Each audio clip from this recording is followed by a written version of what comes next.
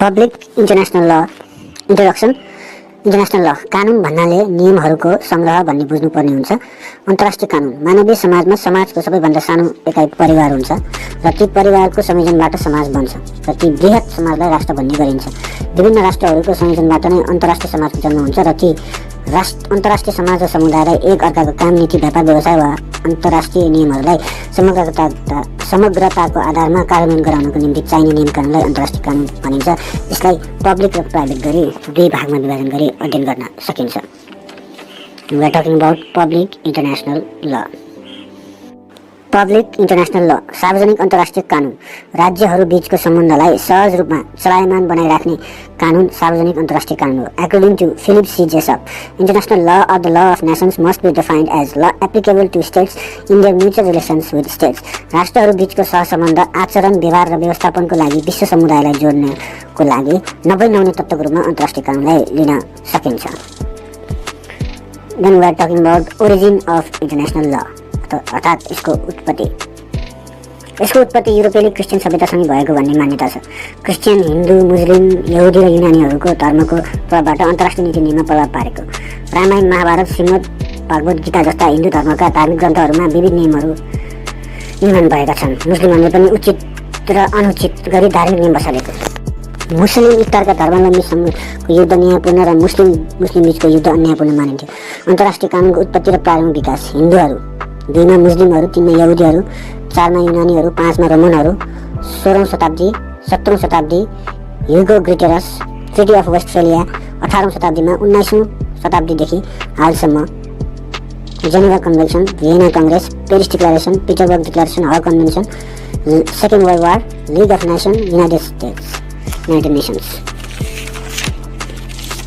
अब हामी importance of international ल अथवा यसको महत्त्वको बारेमा पढ्न गइरहेका छौँ। इम्पोर्टेन्स अफ इन्टरनेसनल ल राष्ट्रहरूबीच शान्ति कायम गर्न, विश्व शान्ति कायम गर्न, विश्व समस्या समाधान गर्न, राष्ट्रहरूको सार्वभौमसत्ता जोगाउन, वैज्ञानिक खोज अनुसन्धानको व्यवस्थापन गर्न, मानव अधिकारको संरक्षण गर्न, विश्व व्यापारलाई व्यवस्थापन गर्न, विश्व जनसङ्ख्या वृद्धि, महामारी, वातावरण, दैविक प्रकोप आदिको व्यवस्थापन गर्न, न्यायको प्रत्याभूत गराउन। यसको प्रकृति नेचर क्यारेक्टरिस्टिक्स अफ इन्टरनेसनल ल व्यापक अथवा कमजोर कानुन, नैतिकताको नियम, राष्ट्र सार्वभौमसत्ता सम्पन्न, समाज परिवारको संयोजन, पब्लिक र म्युनिसिपल ल द्याट इज म्युनिसिपल भनेको चाहिँ नेसनल ल भनिन्छ। उद्देश्य शान्ति, मानवाधिकार, सार्वभौम समस्या समाधान, विश्व समुदाय र अन्तर्राष्ट्रिय सम्बन्ध यसका प्रकृति चरित्रहरू हुन्। यसपछि हामी बेसिस अफ इन्टरनेसनल ल पढ्दछौँ। बेसिस अफ इन्टरनेसनल ल भन्नाले अन्तर्राष्ट्रिय कानुनका आधारहरू भनिन्छ। यसलाई मेन बेसिस र अदर बेसिस गरी दुई भागमा विभाजन गरी पढ्न सकिन्छ। मेन बेसिसमा नेचुरलिजम, त्यो भनेको प्रकृतिवाद, र अर्को भनेको पोजिटिभिजम, द्याट इज प्रत्यक्षवाद।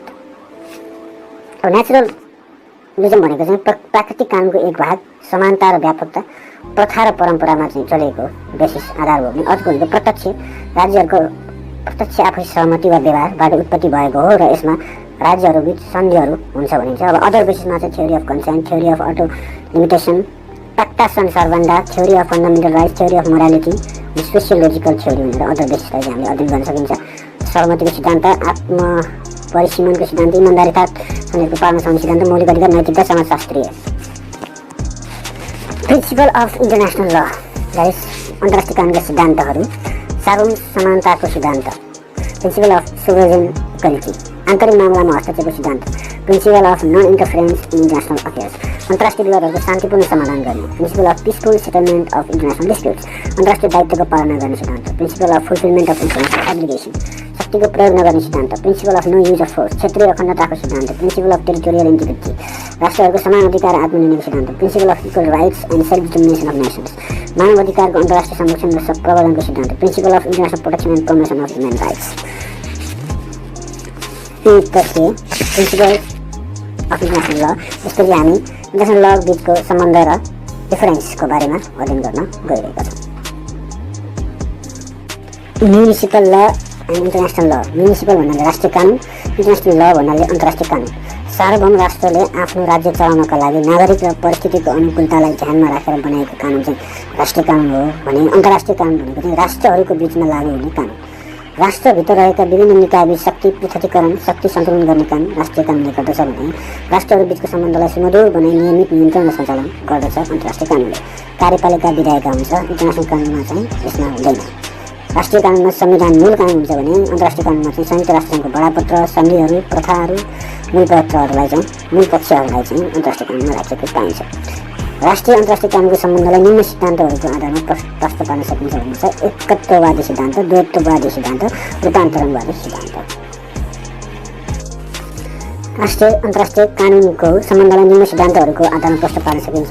एकत्ववादी सिद्धान्त मोनोनिस्ट थ्योरी, द्वैतवादी ड्युअलिस्ट थ्योरी, रूपान्तरणवादी ट्रान्सफर्मेसन थ्योरी, प्रयोजनवादी वा समर्पणवादी सिद्धान्त डेलिगेसन थ्योरी, समन्वयवादी सिद्धान्त theory of harmonization. Sources of international law and codification भन्छ अन्तर्राष्ट्रिय कानुनका स्रोत र संहिताकरण। अन्तर्राष्ट्रिय कानुनका स्रोत भनेको अन्तर्राष्ट्रिय कानुनको निर्माणमा चाहिने माध्यमहरूको रूपमा लिन सकिन्छ। निम्न स्रोतहरू अन्तर्राष्ट्रिय सन्धि, अन्तर्राष्ट्रिय प्रथा, कानुनका सामान्य सिद्धान्त, न्याय निर्णय, उच्चतम योग्यता प्राप्त लेखकहरूको अध्यापन रचनाहरू, संयुक्त राष्ट्रसङ्घ महासभा सुझाव परिषदका प्रस्तावहरू, अन्तर्राष्ट्रिय कानुन आयोगका सन्धि मस्यौदाहरू, आधुनिक धारणा र राष्ट्रको व्यवहार। यी चाहिँ सब्जेक्ट अफ इन्टरनेसनल लको लिन सकिन्छ। अब हामी सब्जेक्ट अफ इन्टरनेसनल लको बारेमा अन्तर्राष्ट्रिय कानुनका विषयहरू भनेको अन्तर्राष्ट्रिय कानुनको आधारमा व्यवस्था गरिएका अधिकार, कर्तव्य र दायित्वलाई उपयोग गर्न सक्ने क्षमता भएका इकाइहरू हुन्। अन्तर्राष्ट्रिय कानुनको विषयलाई समय र परिस्थिति अनुकूल परिवर्तन भएको पाइन्छ। जस्तै राज्य, व्यक्ति, गैर राज्य इकाइ, अन्तर्राष्ट्रिय सङ्गठनहरू। कन्सेप्ट अफ स्टेट भनेको विभिन्न समयमा विभिन्न विद्वानहरूले राष्ट्रलाई परिभाषित गरेको पाइन्छ। यसको उचित परिभाषा नभए पनि राज्य एक स्थायी रूपले सङ्गठित एक राजनीतिक समाज हो जसको निश्चित क्षेत्र हुन्छ र आफ्नो क्षेत्रको सीमाभित्र कुनै अर्को राज्यको नियन्त्रणबाट मुक्त हुन्छ। राज्यको अनिवार्य तत्त्वहरू भनेको चाहिँ स्थायी जनसङ्ख्या, निश्चित भूमि, सरकार, अन्य राज्यहरूसँग सम्बन्ध राख्ने क्षमता भनिन्छ। यसपछि हामी कन्सेप्ट अफ सोभरेनिटी सार्वभौमिक सत्ताको बारेमा अर्को भिडियोमा चर्चा गर्नेछौँ। लाइक, सेयर र सब्सक्राइब गरी दिनुहोस्। धन्यवाद।